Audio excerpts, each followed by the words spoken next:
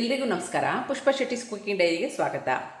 ನಾನಿವತ್ತು ಒಂದು ಸಿಂಪಲ್ ಆಗಿ ಶೇಂಗಾದಿಂದ ಒಂದು ಸಲಾಡನ್ನು ಮಾಡೋಣ ಅಂತಿದ್ದೀನಿ. ಅದಕ್ಕೆ ನಾನಿಲ್ಲಿ 1 ಕಪ್ನಷ್ಟು ಶೇಂಗಾವನ್ನು ತೊಗೊಂಡಿದ್ದೀನಿ. ಇದು ಒಣ ಶೇಂಗಾ. ಇದನ್ನು ನೀರಲ್ಲಿ ನೆನೆಸಿಟ್ಕೋಬೇಕು ಒಂದು 3-4 ತಾಸು. ನಾನಿಲ್ಲಿ ಆಲ್ರೆಡಿ ಒಂದು 4 ಗಂಟೆಗಳ ಕಾಲ ಶೇಂಗಾವನ್ನು ನೀರಿನಲ್ಲಿ ನೆನೆಸಿಟ್ಕೊಂಡಿದ್ದೀನಿ. ಈ ಥರ ಇದು ನೆಂದಿದೆ. ಇದನ್ನ ಈಗ ಕುಕ್ಕರಲ್ಲಿ ಬೇಯಿಕಿಡೋಣ. ನಂತರ ಅದು ಬೇಯುವಷ್ಟರಲ್ಲಿ ನಮಗೆ ಬೇಕಾದ ಸಾಮಗ್ರಿಗಳನ್ನೆಲ್ಲ ರೆಡಿ ಮಾಡ್ಕೊಳ್ಳೋಣ.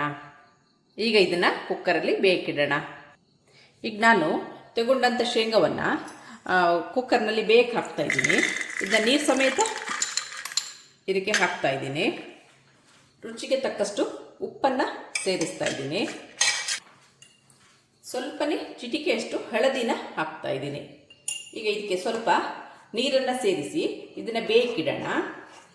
ಇದಕ್ಕೆ ಸ್ವಲ್ಪ ನೀರನ್ನು ಸೇರಿಸಿ ಬೇಯಿಕಿಡ್ತಾ ಇದ್ದೀನಿ. ನೀರು ಹೆಚ್ಚಿಗೆ ಹಾಕ್ಕೊಳೋದು ಬೇಡ, ಶೇಂಗಾ ಮುಳುಗುವಷ್ಟು ಹಾಕ್ಕೊಂಡ್ರೆ ಸಾಕು. ಇದೊಂದು 2-3 ವಿಸಿಲ್ ಬರಲಿ. ಈಗ ಇದನ್ನು ಬೇಯಿಕಿಡೋಣ. ಅದನ್ನು ಮಾಡಲಿಕ್ಕೆ ಒಂದು ಸಣ್ಣ ಟೊಮೆಟೊವನ್ನು ಹೆಚ್ಚಿಟ್ಕೊಂಡಿದ್ದೀನಿ, 1 ಕ್ಯಾರೆಟು, ಒಂದು ಅರ್ಧ ಸಲಾಡ್ ಸೌತೆಕಾಯಿನ ಹೆಚ್ಚಿಟ್ಕೊಂಡಿದ್ದೀನಿ, 1 ಸಣ್ಣ ಈರುಳ್ಳಿ, 1 ಗ್ರೀನ್ ಚಿಲ್ಲಿ, 1 ಹಸಿರು ಮೆಣಸಿನಕಾಯಿನ ಸಣ್ಣಗೆ ಹೆಚ್ಚಿಟ್ಕೊಂಡಿದ್ದೀನಿ, ಸ್ವಲ್ಪ ಕೊತ್ತಂಬರಿ ಸೊಪ್ಪು ಹಾಗೂ ಅರ್ಧ ನಿಂಬು ಹಾಗೂ ಒಂದು ಅರ್ಧ ಟೀ ಸ್ಪೂನ್ ಆಗುವಷ್ಟು ಪೆಪ್ಪರ್ ಪೌಡ್ರನ್ನ ತೊಗೊಂಡಿದ್ದೀನಿ. ಇದು ಮಾಡಲಿಕ್ಕೆ ತುಂಬಾ ಸಿಂಪಲ್ಲು, ತಿನ್ನೋಕ್ಕೂ ತುಂಬಾ ಚೆನ್ನಾಗಿರುತ್ತೆ. ವೀಕ್ಷಕರೇ, ಈಗ ನಾನು ತಗೊಂಡಂಥ ಶೇಂಗಾವನ್ನು ಈ ಥರ ಬೇಯಿಸಿ ತೊಗೊಂಡು ಬಂದಿದ್ದೀನಿ. ಈ ಥರ ನೋಡಿ ಚೆನ್ನಾಗಿ ಬೆಂದಿದೆ. ಈ ಥರ ನೆನೆಸಿಟ್ಟು ಬೇಯಿಸೋದ್ರಿಂದ ಬೇಗನೆ ಬೇಯುತ್ತೆ. ನಾನೊಂದು 2 ವಿಸಿಲು ಕೊಟ್ಟಿದ್ದೀನಿ ಇದಕ್ಕೆ. ಈಗ ಇದು ಚೆನ್ನಾಗಿ ಹದವಾಗಿ ಬೆಂದಿದೆ. ಈಗ ಇದಕ್ಕೆ ಇದು ಸ್ವಲ್ಪ ತಣ್ಣಗಾದ್ಮೇಲೆ ಈಗ ಇದಕ್ಕೆ ಕುಕ್ಕುಂಬರನ್ನೇನು ಕಟ್ ಮಾಡಿ ಇಟ್ಕೊಂಡಿದ್ದೀನಿ ಅದನ್ನು ಹಾಕ್ತಾಯಿದ್ದೀನಿ. ಟೊಮೆಟೊವನ್ನು ಹಾಕ್ತಾಯಿದ್ದೀನಿ,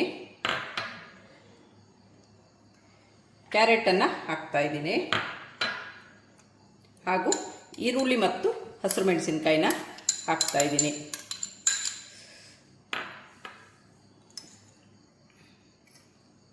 ಇದನ್ನು ಚೆನ್ನಾಗಿ ಒಂದು ಮಿಕ್ಸ್ ಕೊಡೋಣ. ಇದಕ್ಕೆ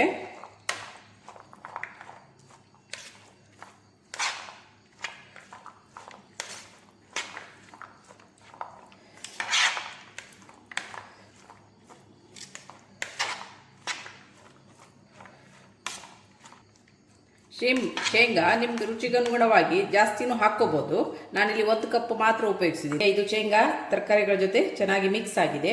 ಈಗ ಕೊತ್ತಂಬರಿ ಸೊಪ್ಪನ್ನು ಇದಕ್ಕೆ ಸೇರಿಸ್ತಾ ಇದ್ದೀನಿ. ಪೆಪ್ಪರ್ ಪುಡಿ ಏನು ಅರ್ಧ ಟೀ ಸ್ಪೂನ್ ತೊಗೊಂಡಿದ್ದೀನಿ, ಅದನ್ನು ಈಗ ಇದಕ್ಕೆ ಹಾಕ್ತಾಯಿದ್ದೀನಿ. ಈಗ ನಾನು ಅರ್ಧ ನಿಂಬುವನ್ನು ಇದಕ್ಕೆ ಸೇರಿಸ್ತಾ ಇದ್ದೀನಿ. ಸಿಂಪಲ್ ಆ್ಯಂಡ್ ಈಸಿಯಾಗಿ ಒಣ ಶೇಂಗಾದಿಂದ ಸಲಾಡನ್ನು ಇವತ್ತು ಮಾಡಿದ್ದೀನಿ. ಇದಾಗಿರುತ್ತೆ ಇವತ್ತಿನ ನನ್ನ ಡೈರಿಯ ರೆಸಿಪಿ. ನಿಮಗೆ ನನ್ನ ಈ ರೆಸಿಪಿ ಇಷ್ಟವಾದಲ್ಲಿ ಪುಷ್ಪ ಶೆಟ್ಟಿಸ್ ಕುಕಿಂಗ್ ಡೈರಿ ಇದಕ್ಕೆ ಒಂದು ಲೈಕ್ ಕೊಡಿ, ಶೇರ್ ಮಾಡಿ, ಕಮೆಂಟ್ ಮಾಡಿ. ಸಬ್ಸ್ಕ್ರೈಬ್ ಆಗಿಲ್ಲ ಅಂದರೆ ಸಬ್ಸ್ಕ್ರೈಬ್ ಆಗಿ ಹಾಗೂ ನಿಮ್ಮ ಫ್ಯಾಮಿಲಿ ಮತ್ತು ಫ್ರೆಂಡ್ಸ್ಗಳ ಜೊತೆನೂ ಹಂಚಿಕೊಳ್ಳಿ. Thanks for watching.